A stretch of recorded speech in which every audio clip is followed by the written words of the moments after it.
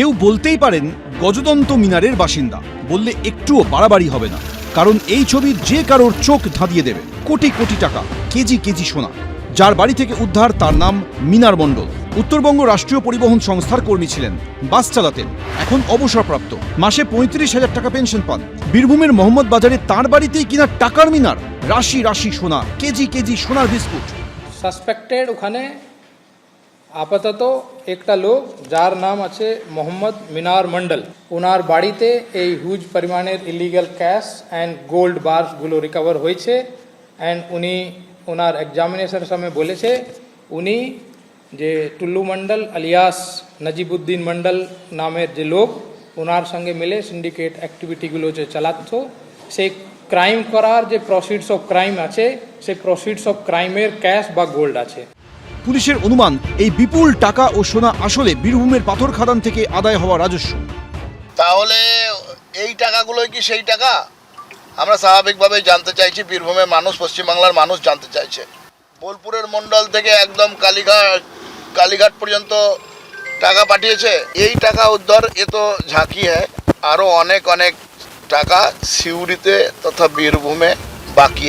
সূত্রের খবর, উত্তরবঙ্গ রাষ্ট্রীয় পরিবহন সংস্থার কর্মী মিনার মণ্ডল 2017 সালে স্বেচ্ছা অবসর নেন। এরপর পাথর ব্যবসায়ী টুলু মণ্ডলের সঙ্গে ব্যবসায় যোগ দেন। সম্পর্কে টুলু মণ্ডল তার খুড়তুতো বোনের জামাই। সূত্রের খবর, যে ডিসিআর গেটগুলিতে পাথরের গাড়ি থেকে রাজস্ব আদায় হতো, সেরকম একটি গেটের ম্যানেজার ছিলেন এই মিনার মণ্ডল। প্রশাসন সূত্রে খবর, এরকম ক্ষেত্রে সরকারি তত্ত্বাবধানে বেসরকারি হাতে রাজস্ব আদায়ের বরাত দেওয়া হয়। সেই হিসেবে বরাত পান প্রভাবশালী পাথর ব্যবসায়ী টুলু মণ্ডল। বীরভূমে পাথর খাদানে মোট 6টি গেট রয়েছে। সূত্রে খবর, সেই গেটগুলিতে পাথরের লরি থেকে রাজস্ব আদায় করতেন টুলু মণ্ডলের লোকেরা।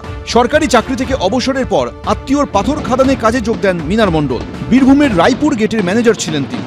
ভূমি দপ্তরের আধিকারিকরা, জেলা প্রশাসনের আধিকারিকরা জানাচ্ছেন যে এই রোজগার প্রতিদিন 3 কোটি টাকা পর্যন্ত পৌঁছাবে।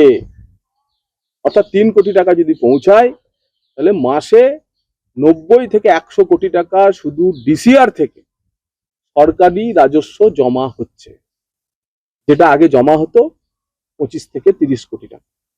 তাহলে 15 বছরে প্রতি মাসে যদি এই 70 কোটি টাকা লুটতরাজ হয়েছে, তাহলে গত 15 বছর ধরে অন্তত পক্ষে 10,000 কোটি টাকার সরকারি রেভিনিউ এইভাবে লুট হয়েছে।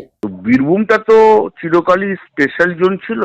সেই স্পেশাল জোন তখন কখনো তখন তৃণমূলের প্রাক্তন মন্ত্রী, তৃণমূলের সাংসদ, বীরভূমের বাঘ, তৃণমূলের একজন সাংসদ, তাদের তো এটা স্পেশাল জোন ছিল, সেখানে তো কেউ ঢুকতে পারতো না। তারা তো সব এখন ভালো তৃণমূল, ঋতুব্রত তৃণমূল আছে, সাংসদ তো এনডিএ শরিক।